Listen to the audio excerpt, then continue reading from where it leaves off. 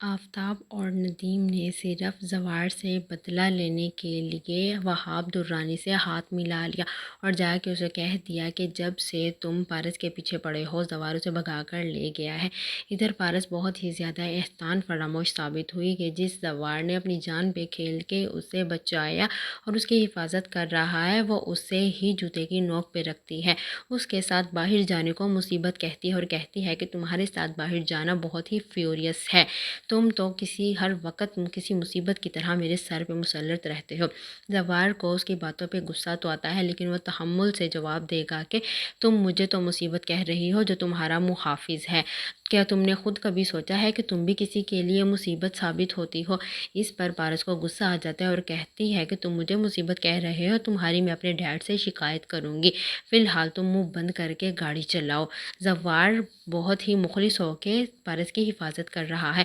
ادھر آفتاب اور ندیم نے اپنے ذاتی مفاد کے لیے پہلے تو سلمیٰ کے گھر پہ چھاپا مارا، سلمیٰ کے باپ کی خوب دھلائی کی اور اسے جاتے ہوئے یہ بھی کہہ کے گئے کہ یہ سب کچھ پارس کو اپنے گھر پہ رکھنے کا انجام ہے، یہ تمہارا انعام ہے۔ جب پارس زوار کے ساتھ سلمیٰ سے ملنے آتی ہے تو سلمیٰ پہلے تو اسے کہتی ہے کہ تمہاری بہت مہربانی، آئندہ دوبارہ ہمارے گھر میں قدم نہ رکھنا، وہ لوگ میرے بابا کو اتنے برے طریقے سے مار کے گئے ہیں اور انہوں نے یہ بھی کہا ہے کہ یہ سب کچھ پارس کو اپنے گھر پہ رکھنے کا انجام ہے۔ پارس بہت زیادہ شرمندہ ہوتے ہیں اور معافی مانگتے ہیں کہ میری وجہ سے آپ لوگوں کو بہت پریشانی ہوئی ہے، میں آپ لوگوں کو پیسے دے دیتی ہوں لیکن پیسے ہر مسئلے کا حل نہیں ہوتا۔ زوار کہتا ہے کہ میری بہن تم پریشان نہ ہو، میں ایک ایک اذیت کا حساب ان سے لوں گا، آپ لوگوں نے پریشان بالکل بھی نہیں ہونا۔ زوار کو بہت افسوس ہوتا ہے کہ وہاب درانی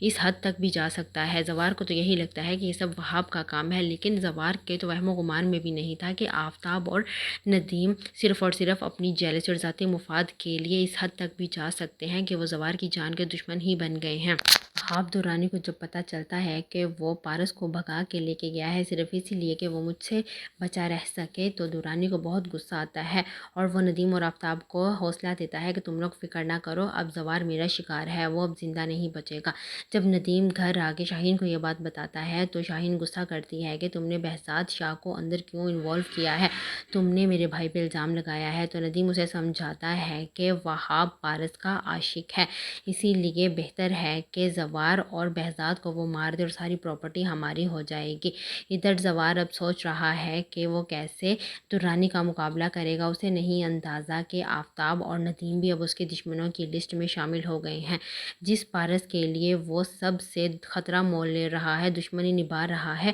وہ پارس ہی اس کو کچھ نہیں سمجھ رہی ہے۔ آگے چل کے پارس کو بھی زوار سے بہت محبت ہو جائے گی۔ ابھی تو فی الحال زوار نے پارس کے ساتھ ساتھ سلمیٰ کی بھی حفاظت کرنی ہے کیونکہ اس نے سلمیٰ سے وعدہ کیا ہے کہ میں ایک ایک اذیت کا حساب لوں گا اور تم لوگوں پر کوئی آنچ نہیں آنے دوں گا۔